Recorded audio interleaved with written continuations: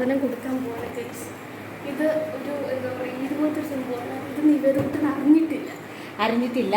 നമ്മുടെ തൊട്ടടുത്ത വീട്ടിലെ ആൻറ്റിയുടെ കലയാൻറ്റിയുടെ മോള് ദുബായിൽ നിന്നും കഴിഞ്ഞപ്പം ഇവർക്ക് കൊണ്ടുവന്നൊരു ഗിഫ്റ്റാണ് കേട്ടോ. അതൊക്കെ നിവേദന ഇത് ഭയങ്കര ആഗ്രഹമാണ്. നിവേദ അപ്പുറത്തെ റൂമിൽ ഇത് ടി വി കാണുവാണ്.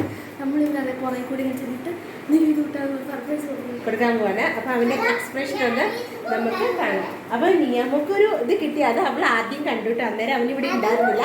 അവളൊരു കുട്ടി ബാഗ് അവൾ അത് പിടിച്ച് ഭയങ്കര ഒരു ഹാപ്പി മൂഡിലാണ്. ഞങ്ങൾ ഓൾറെഡി ഓപ്പൺ ആക്കി, കാരണം അവൾ ഓപ്പൺ ആക്കി എളുപ്പമായിരുന്നു. അപ്പം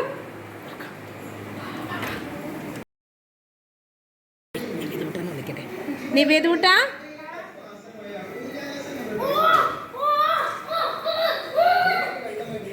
എന്താ ഇത്?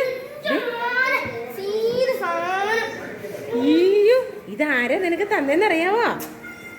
കല്യാണിയുടെ മോള് നിനക്ക് മേടിച്ചോണ്ട് വന്നാ.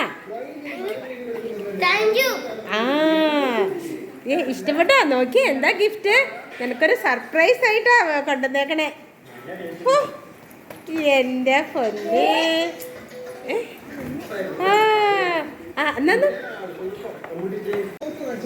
ഇനി അത് നമുക്കിത് അൺബോക്സ് ചെയ്യാം.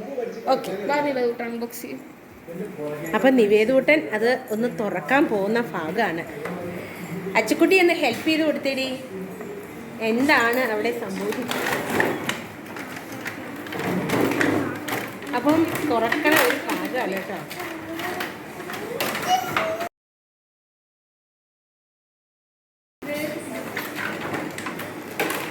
അപ്പം പുതിയ ഗിഫ്റ്റൊക്കെ കിട്ടിയതിൻ്റെ ഒരു ആകെ പുള്ളിക്ക് എന്തോ മറന്നുപോയ ഒരു കിളി പോയ ഒരു രംഗമാണ് അവിടെ കാണുന്നത്. എന്താണ്? നല്ല സൂപ്പർ ഇതാണ്. ഇതാണ് കേട്ടോ നീവൻകുട്ടന് കിട്ടിയിരിക്കുന്ന ഒരു ഇത്. എന്താണ്? കാറാണോ? എന്ത് സംഭവം ഇത്? പിന്നെന്താ?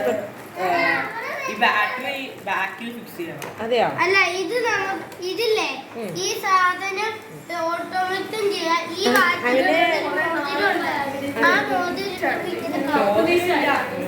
അതെ, അപ്രതീക്ഷിതമായിട്ട് ഇന്ന് രാവിലെ അമ്മേക്കുന്ന ഒരു സംഭവമാണ്, ഗിഫ്റ്റാണ് അല്ലേ?